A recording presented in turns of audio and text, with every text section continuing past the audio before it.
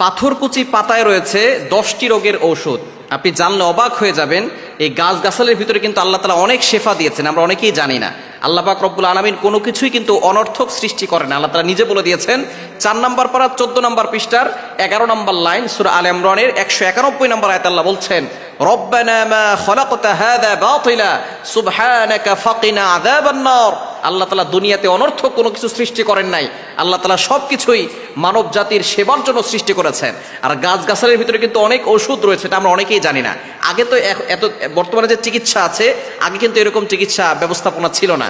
তখন মানুষ গাছগাছালি দিয়েই তারা সুস্থ হয়ে যেত। আলহামদুলিল্লাহ, আল্লাহর উপরে ভরসা করে এই গাছগাছালি দিয়েই তারা সুস্থ হতো। এবং এই যে পাথরকুচি পাতা, এটার ভিতরে কিন্তু 10টি রোগের ওষুধ রয়েছে এবং গাছের ভিতরে কিন্তু কোনো সাইড ইফেক্ট নেই, কোনো পার্শ্ব প্রতিক্রিয়া নেই। এটা খেলে আপনার শরীরে উপকার হবে, কোনো ক্ষতি হবে না। বিশেষ করে 10টি রোগের ওষুধ রয়েছে এই পাথরকুচি পাতার ভিতরে।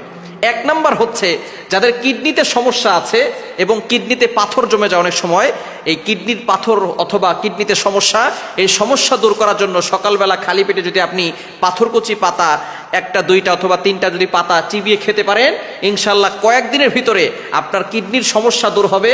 কিডনিতে পাথর থাকলে সেই পাথর আস্তে আস্তে করে আল্লাহ পাক রব্বুল আলামিন এই পাতা চিবানো রসের মাধ্যমে আল্লাহ তাআলা সেখান থেকে মুক্তির ব্যবস্থা করে দিবেন। সুতরাং 1 নাম্বার হচ্ছে কিডনির সমস্যা দূর হয়, পাথরের সমস্যা দূর হয়।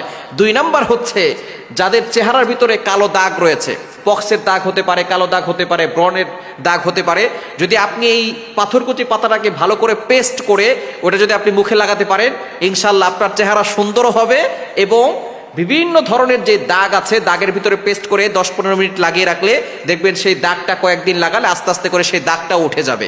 আল্লাহ তাআলার কি নিয়ামত এই গাছের ভিতরে রয়েছে। 3 নাম্বার হচ্ছে আল্লাহ পাক রব্বুল আলামিন চুলকানি যাদের রয়েছে, চুলকানি থাকলে এই পাথরকুচি পাতাটা যদি ভালো করে পেস্ট করে শরীরে একটু যেখানে যেখানে চুলকানি আছে সেখানে লাগাতে পারেন, ইনশাল্লাহ চুলকানি ভালো হয়ে যাবে। এবং একটু পানি, গরম পানিতে সেদ্ধ করে সেই পানিটা খাবেন, ইনশাল্লাহ আল্লাহ পাক রব্বুল আলামিন চুলকানি রোগ থেকে আল্লাহ তাআলা আপনাকে হেফাজত করবেন। 4 নাম্বার হচ্ছে যাদের পেট ব্যথা আছে, পেট ব্যথা যদি হয় তাহলে আপনি পাথরকুচি পাতাটাকে আপনি গরম পানিতে খাবেন, ইনশাল্লাহ আপনার পেট ব্যথা দূর হয়ে যাবে। এবং 5 নাম্বার হচ্ছে যাদের আমাশা আছে, আমাশা হলেও আপনি পাথরকুচি পাতাটাকে যদি আপনি খেতে পারেন, চিবিয়ে খেতে পারেন অথবা পানির সাথে, গরম পানির সাথে মিশিয়ে খেলে আপনার আমাশা দূর হয়ে যাবে। এবং 6 নাম্বার হচ্ছে অনেকের ডায়াবেটিস আছে, ডায়াবেটিসটাকে নিয়ন্ত্রণ করে পাথরকুচি পাতা। ডায়াবেটিস হচ্ছে এমন একটা রোগ যে রোগের কারণে মানুষ কিন্তু আস্তে আস্তে আরো বড় ধরনের রোগের দিকে ধাপিত হয়ে যায়। এজন্য ডায়াবেটিসটাকে নিয়ন্ত্রণ করবে পাথরকুচি পাতা। সকালবেলা খালি পেটে আপনি 2-3টা পাতা চিবিয়ে খাবেন এবং বিশেষ করে চায়ের সাথেও আপনি খেতে পারেন। চায়ের ভিতরে আপনি এই পাতাটা দিতে পারেন, দিয়ে সেই চাটা খেলে তার একটু রস আপনার ভিতরে যাবে, দেখবেন আস্তে আস্তে করে ডায়াবেটিসটা আপনার নিয়ন্ত্রণে আসবে। এবং ডায়াবেটিস যাদের, তারা সকালবেলা একটু হাঁটাচলা করার চেষ্টা করবেন, অবশ্যই ফজরের নামাজ পড়বেন। নামাজের মতো বড় ব্যায়াম আর হতে পারে না। আলহামদুলিল্লাহ সুম্মা আলহামদুলিল্লাহ, নামাজের ভিতরে যে ব্যায়াম আছে, দুনিয়ার ভিতরে অনেক যারা রিসার্চ করে, তারা রিসার্চ করে দেখেছে যে নামাজের ভিতরে যে ব্যায়াম আছে অন্য কোনোভাবে এইরকম ব্যায়াম হয় না। শরীরের প্রত্যেকটা জায়গার ব্যায়াম হয় একমাত্র নামাজের ভিতরে।